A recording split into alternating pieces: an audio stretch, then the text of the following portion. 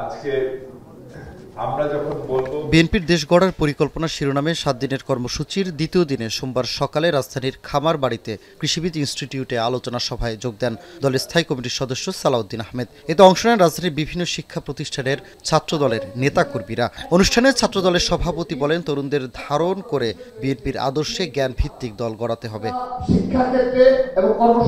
সভাপতির বক্তব্যে BNP senior যুগ্ম মহাসচিব রুহুল কবির রিজভী বলেন, রাজনীতিতে শিক্ষকের ভূমিকা নিতে হবে ছাত্রদলকে।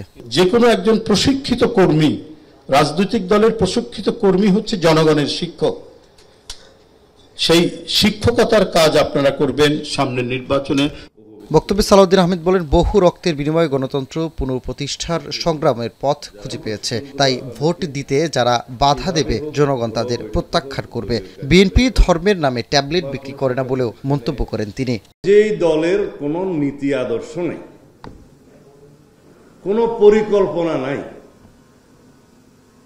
শুধুমাত্র ধর্মের নামে একটা ট্যাবলেট বিক্রি করে জনগণের সাথে প্রতারণা করার পরিকল্পনা করছে, তাদেরকে জনগণ ইতিমধ্যে চিনেছে, তাদের মুখোশ উন্মোচিত হয়েছে।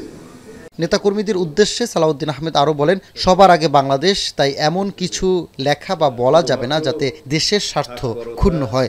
দল ঘোষিত ৩১ দফা প্রস্তাবে ফ্যামিলি কার্ড দেওয়ার প্রতিশ্রুতি নারীদের ক্ষমতায়নের গুরুত্বপূর্ণ ভূমিকা রাখবে বলেও মনে করেন তিনি।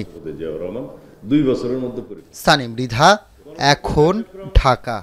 শহীদ রাষ্ট্রপতি জিয়াউর রহমানের পরবর্তী পর্যায়ে